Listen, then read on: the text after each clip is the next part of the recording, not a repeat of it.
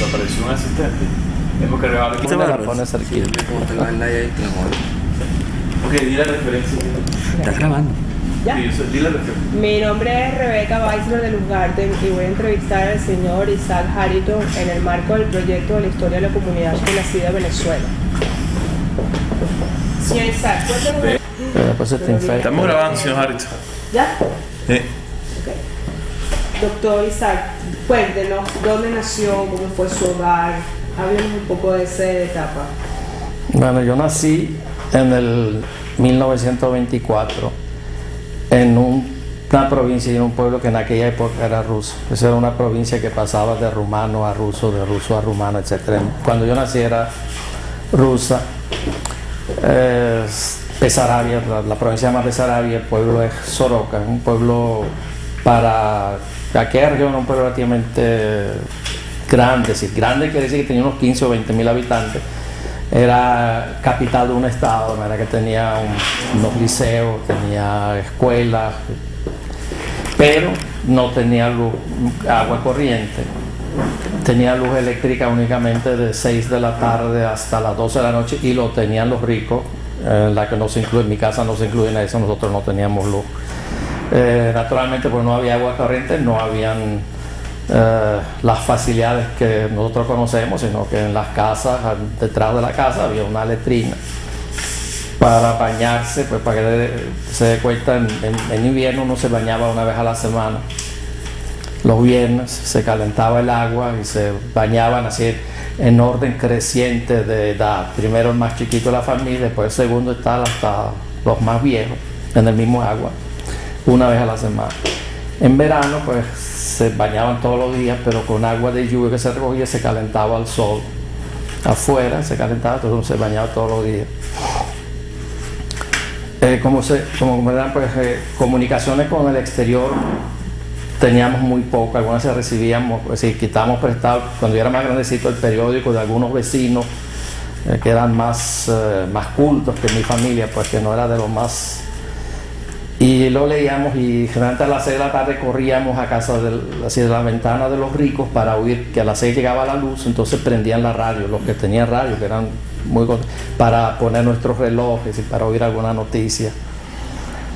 Y era un pueblo, la mayoría eran judíos, pero claro, había no judíos también y siempre se sentía el antisemitismo natural de toda esa zona, que es una cosa vernácula, pues ellos nacían con eso y creo que todavía nacen con eso y se morían con eso. Pero estaba un poco, es decir, el antisemitismo en esa zona estaba un poco moderado, prohibido, porque estábamos en toda la frontera con Rusia y ellos siempre tenían temor que si había manifestaciones antisemitas abiertas, había el peligro de que los rusos pasaran a ocupar esa zona, porque los rusos dentro del comunismo, por lo menos teóricamente, ellos no aceptaban el comunismo como algo vigente. De manera que el comunismo era suave. Mi papá tuvo diferentes trabajos. El del último que me acuerdo era fotógrafo ambulante allá en Rumanía. Yo sé que antes él trabajó en una fábrica de aguardiente, eso, como un empleado allá adentro y tal. Él se fue antes que nosotros, él se fue en el año 30 porque él tenía aquí en Venezuela unos sobrinos de los Napadensky, una familia conocida aquí, no sé si. Y entonces se vino a donde estaban sus sobrinos para acá y nosotros todavía nos quedamos porque él estaba indeciso entre que si volvía para Rumanía o venía para acá. Cada rato escribía, alquilé una casa más grande que ya me voy para allá. Después dejaba de decir, veníamos para acá. Bueno, tuvimos la suerte que en todos esos vaivenes se decidió y vinimos para acá en el año 37, justamente antes de la guerra, ¿no? Es decir, antes de que estallara la guerra mundial. Yo llegué a estudiar allá eran 4 años de primaria y después venía bachillerato. Yo llegué a estudiar hasta el tercer año de bachillerato allá y después me vine para acá y empecé otra vez primer año de bachillerato hasta que me gradué. Nos vinimos para acá por la misma razón que se venían todos, para mejorar la situación económica.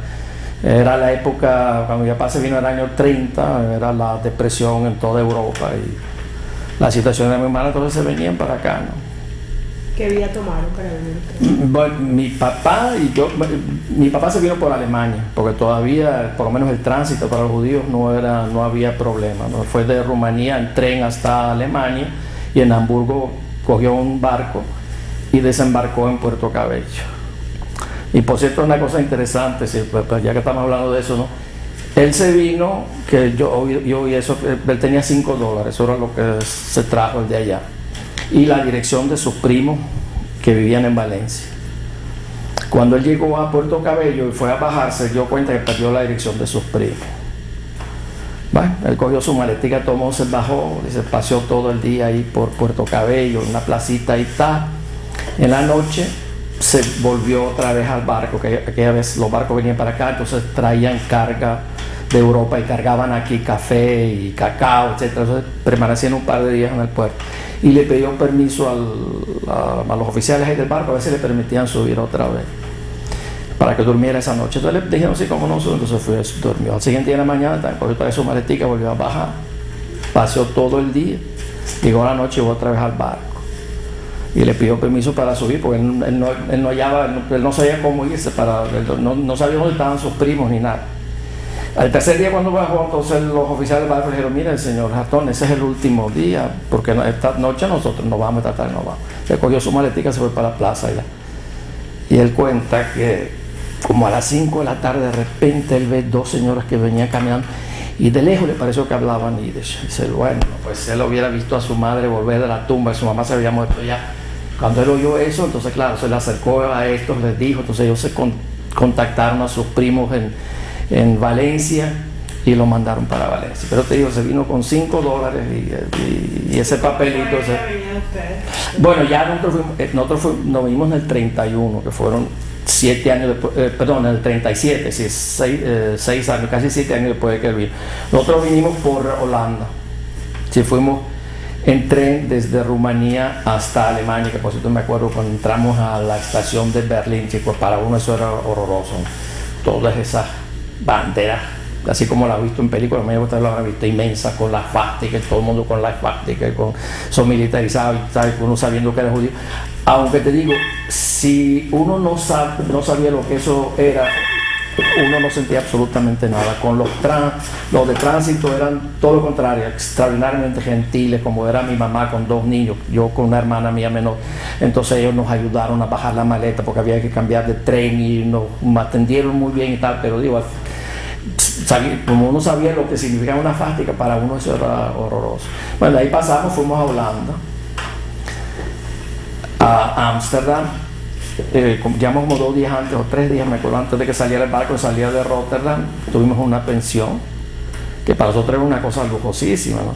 También estuvimos en Chernobyl. A la salida primero nos paramos en Chernobyl, que era una ciudad relativamente grande, que es donde, por cierto, los familiares de Mariana son de allá. Ahí fue donde por primera vez vi un watercloak de agua. Yo nunca había visto una cosa semejante. Y en Holanda también lo que me acuerdo mucho fue cuando almorzamos, entonces de postre ponían fruta, entonces ponían manzanas y naranjas y mandarinas, y yo no podía comprender eso, porque allá en Rumanía, o sea, una manzana no valía nada, eso era una fruta muy común. Una naranja, chico, era una fortuna. Y me acuerdo cuando yo me enfermaba o mi hermana se enfermaba, mi mamá compraba una naranja y me daba jugo por lo menos 8 veces de esa naranja. Y cuando yo veía allá, chicos, se podían agarrar naranjas igual que manzana. Bueno, chico, para mí no había suficiente naranja para comer. Y mi hermana, me acuerdo, allí había un señor que él era negro, medio negro, yo creo que era un hindú. Y cuando mi hermana, que era chiquita, vio por primera vez ese negro, ella no podía entender eso. ¿Qué animal era eso? Una cosa extraordinaria para nosotros.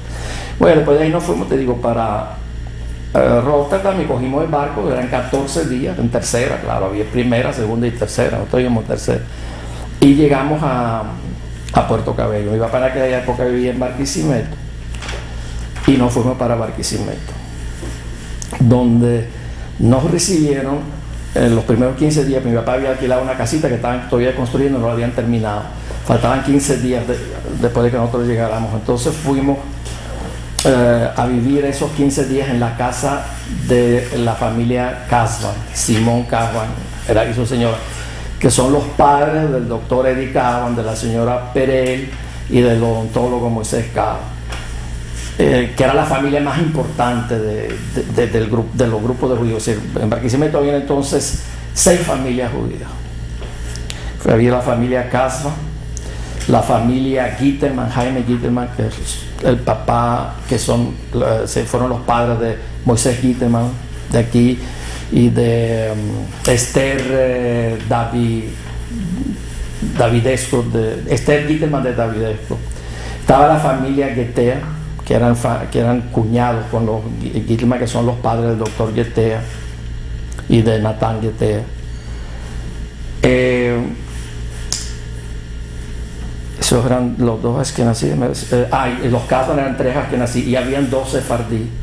Una familia Mizrahi, que son los padres de Rubén Mizrahi, no sé, que es un cuñado de Salomón Cohen, y una familia Serfati, también sefardí.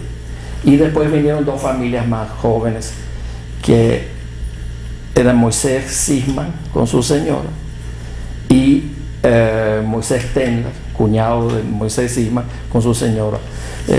Moisés Gittelman Moisés Sisman tendría como 20 o 21 años recién casado, y Moisés Tenler tendría como 18, 19 años. Y esas éramos las 8 familias hebreas que habían allá. También había unas sefardí, no sé, que eran los Ponte, y no me acuerdo quién más. Quizás había unos 2 otros, porque los primeros sefardí que te hablé son los sefardí de la parte central de Asia, tú sabes, sirio, y los otros eran sefardí de esos del norte de África, eran los Japonte, y creo que las Salamas también vivieron allá, no me acuerdo, unas 2 así, y habían como unos 10 o 15 solteros. ¿Y qué organización había? No, ahí no, mira, eso está muy chiquito. Ahí lo que había así, la familia esa Cajuan, ellos vivían, el señor Cajuan y la señora, y con la mamá de la señora, que era una institución, se llamaba, todo el mundo le decía señora Mutter, porque ellos, la hija la llamaba Mutter, y el yerno también le decía Mutter, mamá. Entonces todo el mundo, ella era la señora Mutter de los venezolanos, y era la matrona, ¿no? Ella es la que recibía. Me acuerdo cuando nosotros llegamos allá, entonces después que nos mudamos para nuestra casa, ella fue a sacar a mi mamá para ir de compras con mi mamá, que mi mamá no sabía una palabra. Y te voy a contar así una cosa graciosa. Nos fueron había ya una quincallería muy grande que se llama El Impulso, de los dueños del diario El Impulso, que todavía existe hoy día. Y entre las cosas que mi mamá quería comprar eran unos chinchos. Y ella era la intérprete, entonces ella le dice al empleado, yo no sé qué, que le deje. El empleado le baja una cosa y dice, eso no es. Va por el bajo otra cosa, le baja como 10 cosas, hasta el final la viejita se pone brava y le dice a mi mamá, ese idiota chico, él no entiende lo que uno le habla. Era lo que no sabía lo que ella quería, y era famosa, todo el mundo la conocía, los vendedores que venían decían, me manda la señora Mutter, hablaba un rumano, hablaba un español muy, decía, pero no hay un drop de agua en el filtro, drop tú sabes, yiddish, rumano y tal. Y esa era la casa, como te diría, ese era como el club de allá. Todas las visitas, la mayor parte de las visitas se hacían en casa de los señores Casvan, ahí se reunían. Y la señora Mutter era la mamá colectiva de todo el mundo, era la única señora así mayor, una señora muy mayor. Nadie podía salir sin dejar de comer algo allá, porque la señora Mutter le metía comida a todo el que llegaba, ¿no?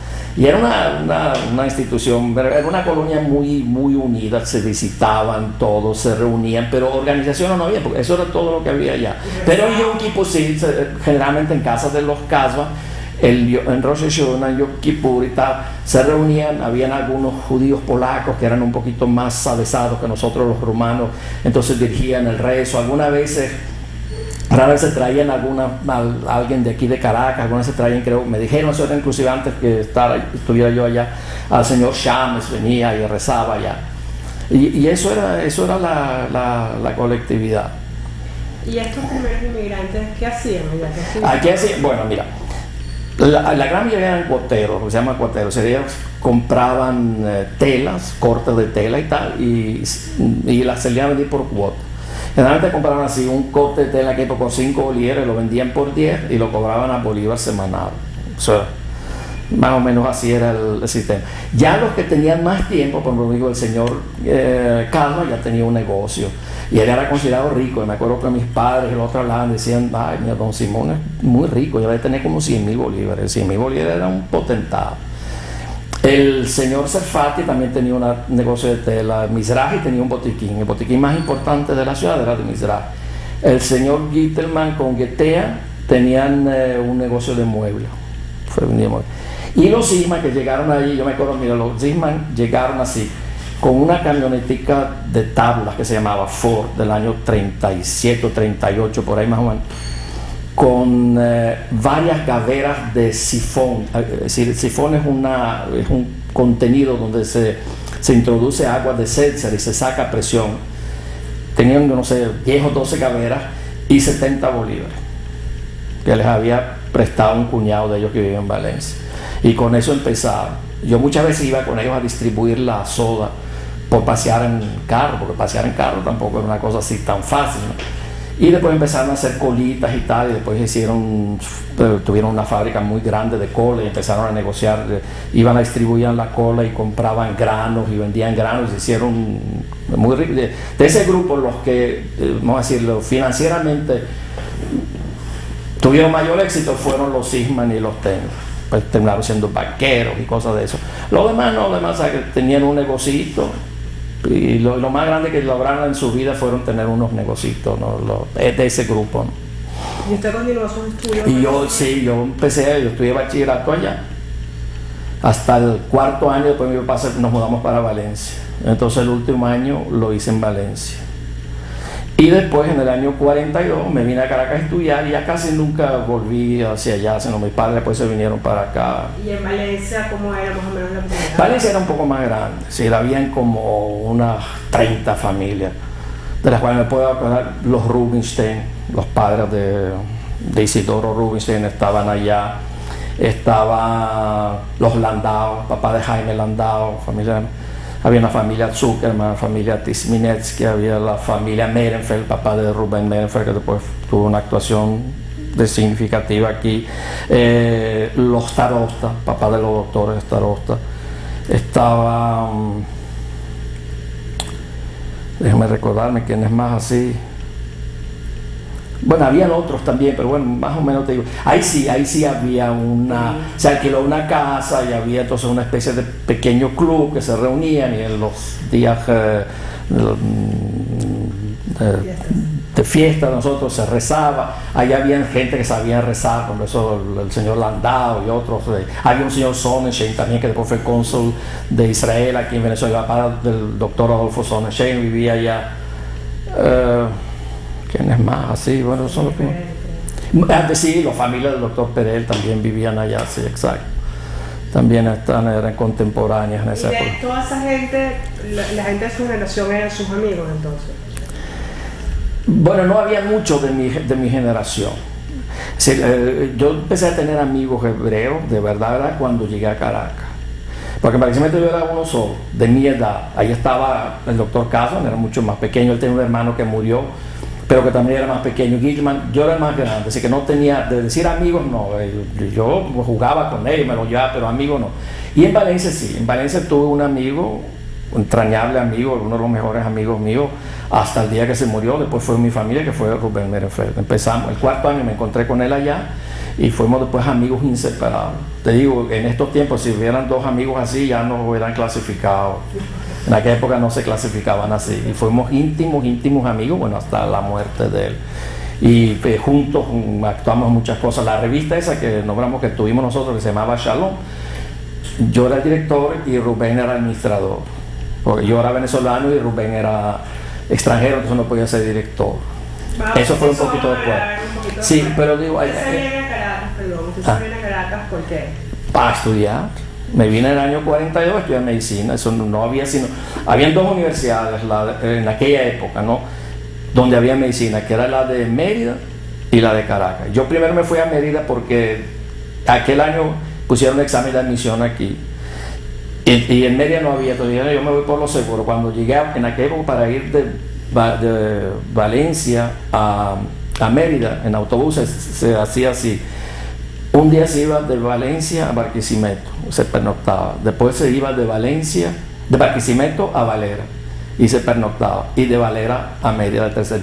Cuando estaba en Valera, pum, salió una noticia que hay examen en Mérida también. Pero dije, bueno, ya no me voy a devolver. Me fui allá, presenté mi examen allá, pasé allá, y después me cambié, me vine para Caracas a estudiar. Y cuando llegó aquí a Caracas, ¿quién lo ayudó? ¿Quién lo recibió? Nadie me ayudó a una pensión.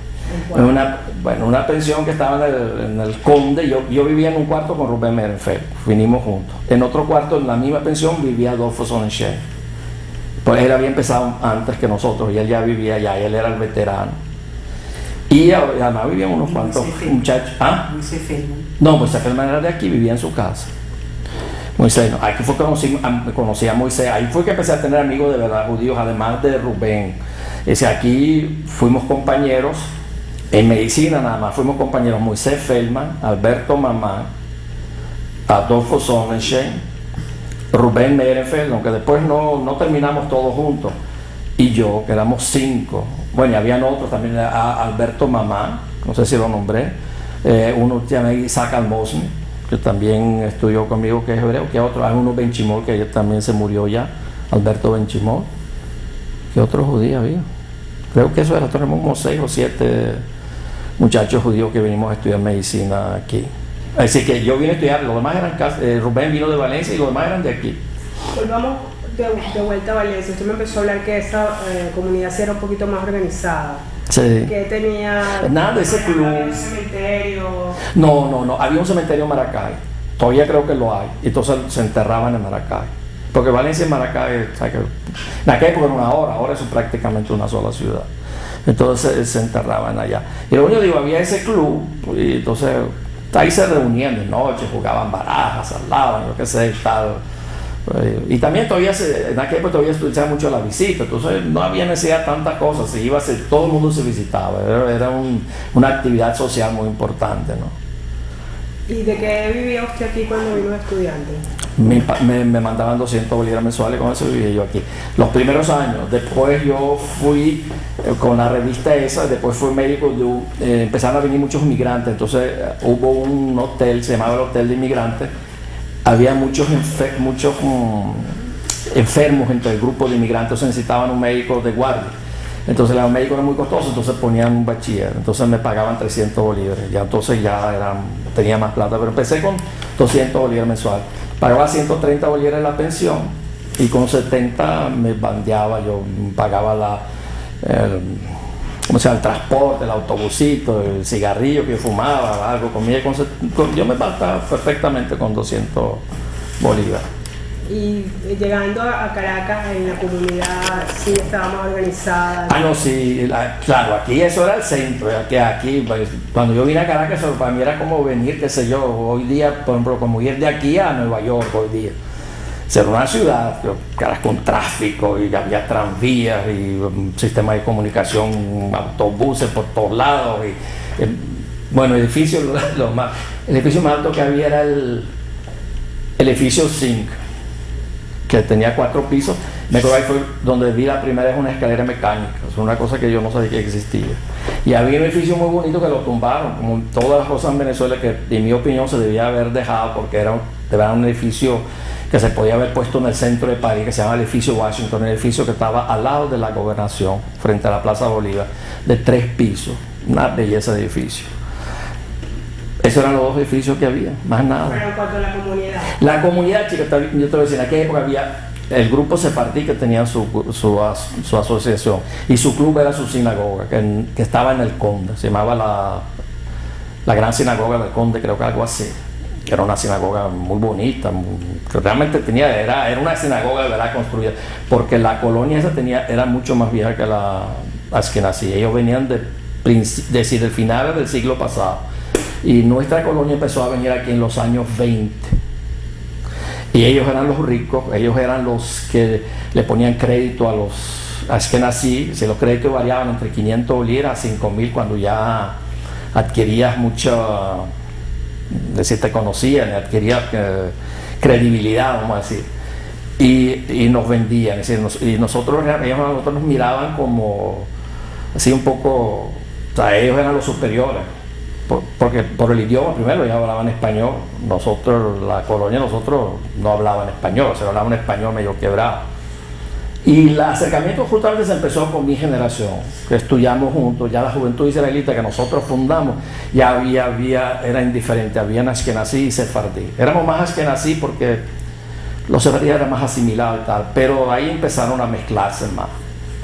Vamos a interrumpir ahorita y continuamos. ¿Ya pasó media hora? Te quedan 3 minuticos más si quieres. Pero si quiere, háblenos un poquito de ese primer movimiento juvenil, pues. Bueno, eso fue un grupo que formamos nosotros, se llamaba la Juventud Israelita de Caracas. Y te digo, éramos como unos 20, entre 20 y 30 jóvenes en aquella época. Estaban entre ellos quién. Bueno, mira, Rubén Merenfeld en aquella época, Moisés Feldman, Adolfo Sonnenschein, Eddie Lehrer, Heinz Kern, Daniel Ben-Dan, no sé si te dije Alberto Mamán de los Sefardí. Estaba las mujeres no se toman en cuenta en la colectividad. Bueno, estaban las muchachas, sí, estaban así. Entre las más jovencitas estaban Mary Meylerson, Juanita Ziegelboim, se llama uno que se llamaba, ay carajo, chicos, pasaron los tiempos, Berta Krivoy. Después vino la amiga de Berta, ¿cómo se llama ella? Saba Holzblatt en aquella época. Déjame poco a poco, déjame pensar. Bueno, mi mujer, Fritzi Schmoss, estaba. Bueno, había una sefardí también, la hermana de Daniel Ben-Dan, que se llamaba Vivian, una prima de ella, que se llamaba Estrella Ben-Dan, Graciela Feldman. Emilia Ackerman. No, más, sobre todo Esther Ackerman, que hasta poemas le hicieron. Emilia Ackerman, había otra más que era violinista, que ¿cómo es que se llama? Llamaba ella. ¿Quiénes más estaban?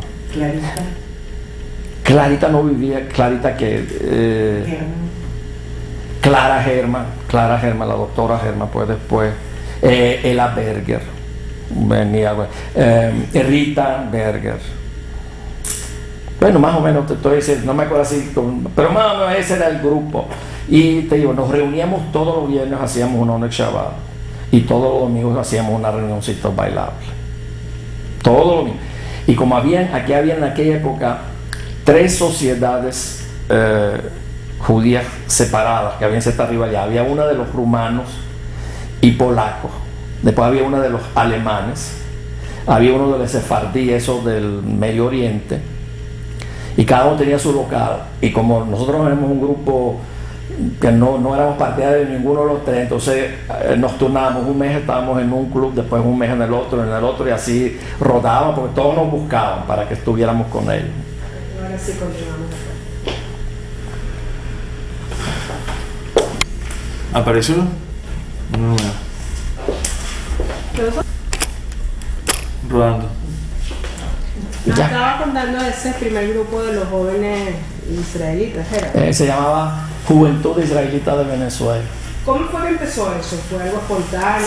Fue espontáneo, nos reunimos un día y decimos que queríamos tener una organización que nos presentara y que encubriera nuestras actividades. Entre las actividades ya te dije, ¿no?, que nos reuníamos los viernes para el Oneg Shabbat, los domingos para bailar, organizábamos bailes, 1 o 2 veces al año un baile. Eso era un acontecimiento extraordinario, ¿no? Bueno, entre eso ahí pasaron cosas así interesantes, ¿no? El primer año que yo vine, que hicimos el primer baile, se empezó a hablar de cómo se va a hacer, qué se va a hacer, a quién se va a invitar, a quién no se va a invitar. Entonces había un grupo de liberales, de lo que estaba yo, de Rubén y de todo, que queríamos que, bueno, que hay que invitar a algún cristiano, tal, no había ningún problema. Y había un grupo que, bueno, nombrarles eso era como nombrarles el diablo, que ellos no permitían eso y tal. Y uno decía, sobre mi cadáver van a pasar si hacen eso. Bueno, pero después se convino en que sí se iban a invitar, aunque no vino nadie, ¿no? Pero y lo más cómico de eso es que la que más se oponía, la jefa, no voy a nombrarla porque esa terminó casándose con un goy. Y los demás, nosotros que éramos los liberales, todos nos seguimos en la colectividad. Ahora, tú me preguntaste la relación con la universidad. No había de verdad una relación. Si nosotros nos ocupamos de cuestiones sionistas, eso era en tiempo de la guerra. Entonces había un sionismo muy grande. Estábamos pendientes de la guerra, claro, que en la que queríamos un interés más que entendido. Y en la revista esa escribíamos artículos contra Inglaterra y contra el nazismo y contra los árabes, a favor de los judíos. Colaborábamos con los shlichim que venían aquí, les servíamos de guía para llevarlos a los lugares para que pudieran cobrar, tú sabes, Los shlichim que venían de Israel para recoger plata, cuando se daba plata. Entonces venía en Venezuela, era relativamente, es decir, uno de los países que proporcionalmente más contribuía en aquella época, porque era una moneda fuerte, y en aquella época la mayoría de los judíos estaban en buena situación, ahorita no, y entonces contribuían en sumas significativas. Y nosotros entonces asistíamos a las conferencias de estos shlichim, venían a dar algunas conferencias específicamente para los jóvenes, les servíamos de ayudantes, colaborábamos con ellos, éramos muy sionistas, todos. ¿Y tenía alguna organización, un presidente? No te digo, sí, tenía presidente, vicepresidente, secretario, tesorero y vocales. Eso se alternó, mira, yo fui presidente y vicepresidente y tesorero, y fue Gilco, uno que ya murió, Gilco Eisenthal, o Gilco, ¿cómo te llama el otro apellido de él? Goldstein. Muchos judíos tienen dos apellidos por cuestiones de cómo se escribían allá. Heinz Kern, Alberto Mamán, todos esos tuvimos en la directiva, eran muy pequeñitos, unos eran unos, otros eran otros, y así estuvimos, por lo menos yo actué así muy activamente hasta el año 48. Del año 48 me gradué, entonces me fui para el interior, después me fui a especializarme fuera, a Estados Unidos, entonces perdí el contacto. Entonces cuando volví, entré en la B'nai B'rith, que era una cosa nueva. Ok, usted antes nos nombró que se turnaban en las tres. Sí. Háblenos un poquito de esas organizaciones, ¿cómo era eso que estaban separados? Bueno, porque era rivalidad entre personalidades más que todo, porque todas tenían el mismo fin, la misma filosofía más o menos, pero digo, había también una pequeña diferencia cultural, ¿no? El grupo más culto, mejor preparado, el grupo ese que venían del Imperio Austrohúngaro, que era la parte norte de lo que hoy es Rumanía, de Viena, Alemania, etcétera. Hablaban alemán, te digo, les gustaba la música clásica, daban hasta algunas conferencias, te digo, y tal. Los de nosotros no, eso venía, todos les gustaba. Ellos tenían el cuarto más venerado, era un cuartico donde se jugaba póker, se jugaba remi, y los de allá y los de acá. En el grupo allá, entre ellos estaban los papás de Mariana, estaban los de los alemanes, los señores Kohn, es decir, hoy día, después fueron tíos míos, se murieron, es decir, tíos de mi esposa, los señores Isaac Kohn, Zigu Kohn. Isaac Kohn fue presidente 3 o 4 veces. El papá de ella fue de la directiva hasta el último día, hasta que se murió, fue de la directiva de la Unión toda su vida, ¿no? De que yo lo conozco hasta el final de su vida. Estaban Rothenberg, un señor Rothenberg, uno de los fundadores de la Vienesa, que fue una gran, en la parte alemana. Plaut, ¿cómo es el apellido del de Hirschfeld? Todo eso te habla alemán. En la parte de los rumanos estaban así, más destacadas, que eran los Siegel, pues eran los que tenían más dinero, los más destacados, siempre. Estaban los Siegel, Meiler y Chames, quienes más estaban así, estaban los Lubovsky, Mishkin, esa gente que eran industriales, o sea, tenían un poder, esos eran de ese grupo. Y en el grupo de los sefardí estaban, bueno, de los sefardí del Medio Oriente estaban los todos eran los Cohen, todos esos Cohen, los Mizrahi, de ese grupo.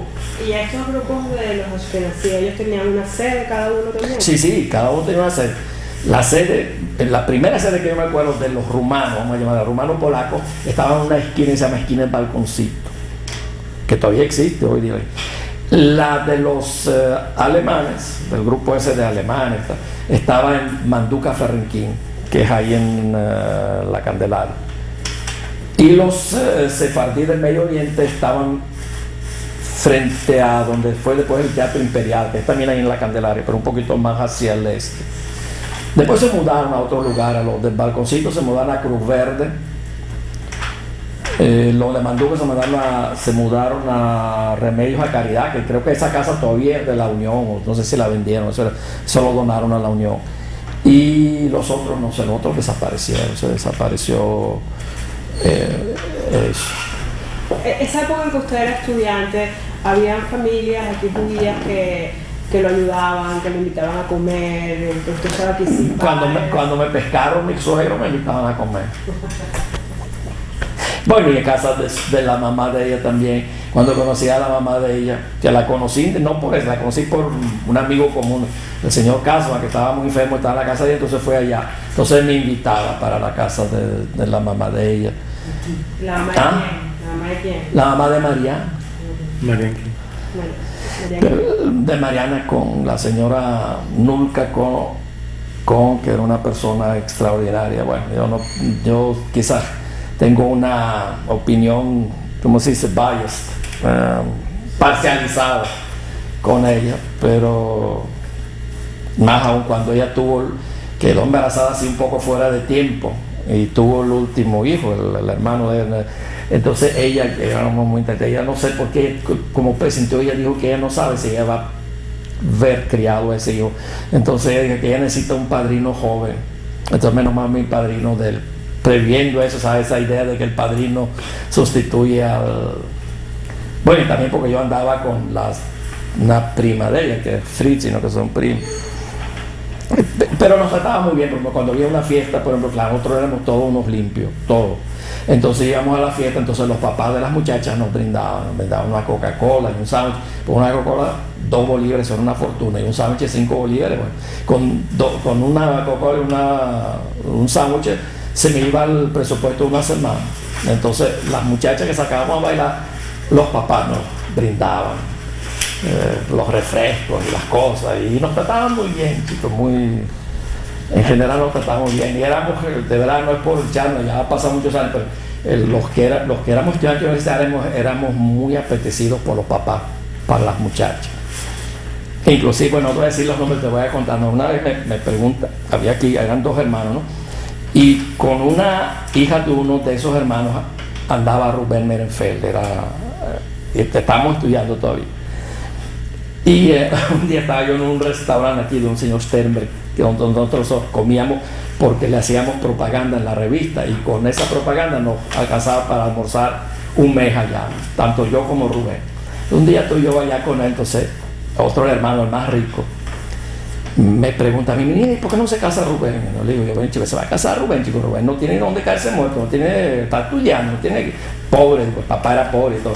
Me dice, bueno, ¿y qué pasa? Mi hermano tiene suficiente plata, chico, para mantenerle y tal. Dice, porque si alguien se que comprometiera con mi hija, entonces me lanza así una indirecta. Yo inmediatamente le compro una casa, en aquella época no había apartamento, le compro una casa, le doy una mensualidad, no tiene que preocuparse más nunca. Éramos bien tratados por la colectividad. No es que nos adoptaban para darnos de comer ni nada, pero sí nos trataban muy bien a los estudiantes, de verdad, con mucho cariño y con mucha consideración, y porque sabían que la mayoría éramos muy pobres, excepto Alberto Mamán, que tenía un poquito más, Adolfo Sánchez, pero Rubén, yo, Feldman, éramos gente de realmente muy escasos recursos. Entonces, cuando usted se separa, se va de Caracas, deja de participar en la actividad, sí. Cuando vuelve me estaba diciendo que empezó el Benebrí. Sí, entonces me incorporé a la Benebrí, que estaba en aquel momento en su auge. Formamos una logia especial, porque había la logia de los alemanes, que son los que la iniciaron. El señor Plaut, el señor Hirschfeld, el Peter Mayer, el papá de Marianne, el señor Kohn, es decir, Isaac Kohn y Zigo Kohn, y otros muchos más alemanes que habían aquí, que no me acuerdo decir, formaron una logia. Y claro, ellos tenían muchas asociaciones en Alemania, y todos nosotros, que éramos los jóvenes, formamos una logia, la logia de Simón Bolívar, donde se hablaba en español y tal. En esa logia estábamos todos los que te nombré, casi todos, más algunos Mataldo, Isaac Ben Dayan, el abogado, ese estaba con nosotros. Y todo eso que te nombré, entramos y formamos la logia Simón Bolívar.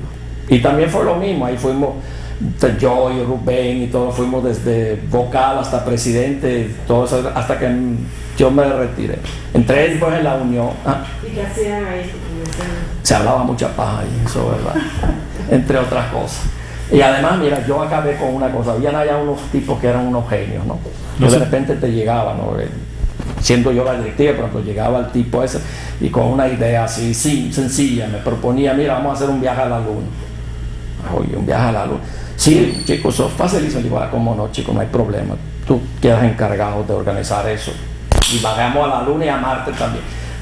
A un mes acabaron todas esas proposiciones. Pero venía, no digo a la luna, venía, vamos a construir un estadio para darlo de beneficencia, vamos a construir una universidad.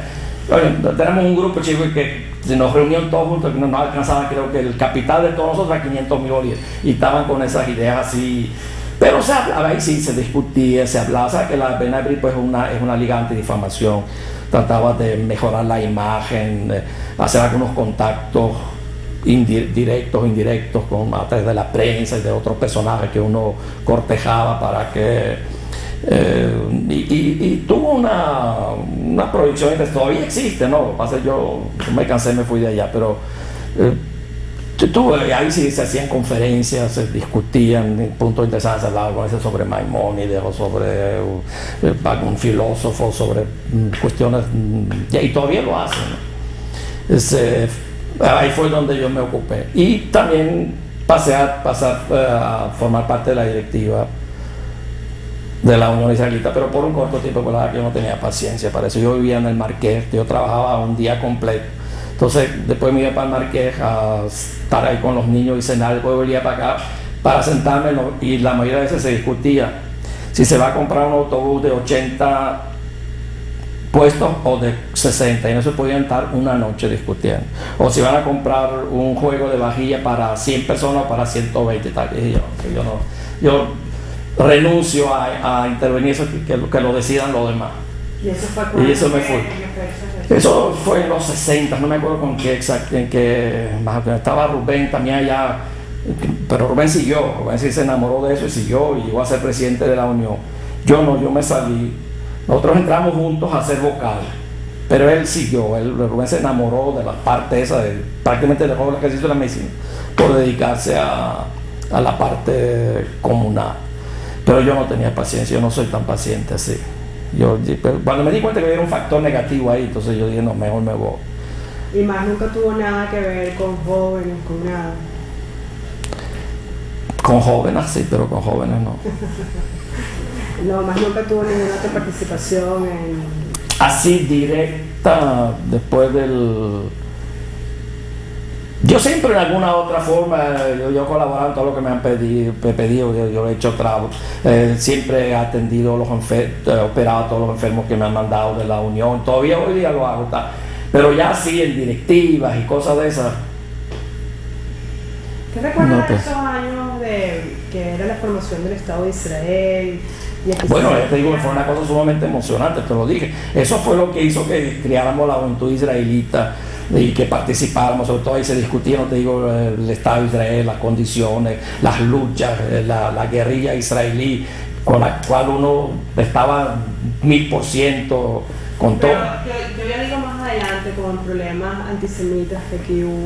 Bueno, mira, en una época, mira, cuando se fundó el primer grupo aquí de defensa, cuando hubo brotes de antisemitismo, entonces el señor Hirschfeld era el jefe y yo era el subjefe, así que yo participé, pero ya te digo, en esa cosa. ¿Cómo era? Bueno, aquí había tú sabes que ahorita hay un grupo de muchachos que cuidan todo. Nosotros fundamos eso. Vino un grupo de Israel, por cierto, que nos instruyó, después fuimos inclusive afuera, fuimos a Brasil, donde nos dieron un curso a los latinoamericanos. Hirschfeld y yo éramos los dos jefes. ¿Y quiénes trabajaban con ustedes? ¿Quiénes trabajaban con ustedes? Un grupo grande de jóvenes, muchos muchachos. Bueno, y a ellos no les gusta que se sepa, ¿no? Pero eran muchos, ¿no? Todavía están. ¿Y qué hacían? Bueno, chicos, cuidábamos las sinagogas. Encontramos a los tipos que en una época estaban tirando panfletos antijudíos y hacían grafiti antijudío, disparos contra el liceo.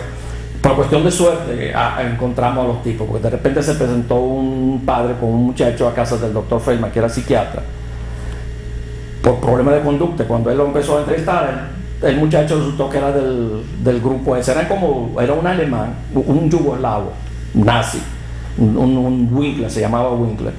Y él cogió un grupo y los adoctrinó. Entre eso estaba ese muchacho. Claro, cuando Feldman oyó eso, él sabía que yo estaba en eso, me llamó a mí y vinimos, agarramos a ese muchacho, ahí descubrimos toda la trama. Yo tenía cierta influencia ahí, hice intervenir a algunos amigos míos. Y el tipo se tuvo que ir de aquí, el yugoslavo, y se acabó con esa cosa. Eso debía haber sido a finales de los 60, a los finales de los 60, creo yo. Todos los días echaban tiros al colegio y tiraban panfletos antisemitas, pero tú sabes, contra los judíos, no sé qué, y no se sabía qué era. O sea, que eso es sumamente difícil de encontrar, pero fue un golpe de suerte que descubrimos eso. Y a esto, ustedes que trabajan con gente joven. Sí, nosotros éramos, ya yo no era viejo entonces, pero yo era ya médico y todo, y el señor Hirschfeld, que es mayor que yo todavía, y con unos más jóvenes que eran los que hacían la vigilancia, vigilaban cada vez que hay toque. Todavía lo hacen cuando hay un acto en la sinagoga, en la unión, etcétera. Hoy son mucho más grandes, ¿no? Así que ya era policía, ¿no? Y ya no les importa que digan sus nombres. No, ya los nombres míos no, pero en la época no se sabía quiénes eran, porque no querían que... Okay. ¿Y estos muchachos, ustedes, quién los preparó? Vinieron técnicos aquí, los prepararon en el uso de armas y en seguimiento, en cuestiones de seguridad. Venían especialistas de verdad, no era así una cuestión de aficionado. ¿Y ustedes a estos muchachos los tenían que obligar? ¿O ellos No se puede obligar a nadie en eso. Eran voluntarios, ellos estaban sometidos a ciertos principios, es decir, secretos, no divulgar quiénes son, no hacer afán, no lucirse porque estaban ahí. Ahora de los días, pues han pasado 30 años de esa varilla, ¿no? Los primeros dos, el último que fue, bueno, ya también se puede decir porque ya está muerto, que fue Jackie Schlesinger, fue el último jefe que hubo, no sé quién es ahorita, que lo sucedió a él, pues no, él fue el último que se murió el año pasado.